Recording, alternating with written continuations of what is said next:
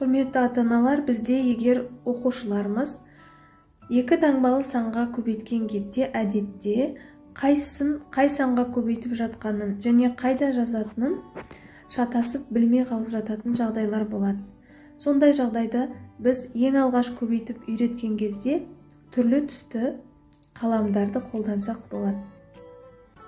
Және де егер де біздің көбейтетініміз екі таңбалы сан болса, онда біз мынандай екі баспалдақ сызып берсек болады. Егер үш таңбалы болса, үшінші баспалдақты да сызсақ болады.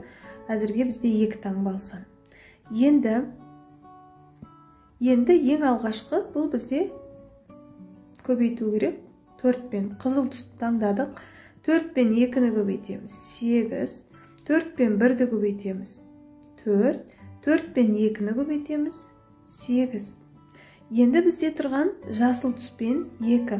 2-мен көбейтеміз. 2 2-м 4. 2 1-м 2. 2 2-м 4.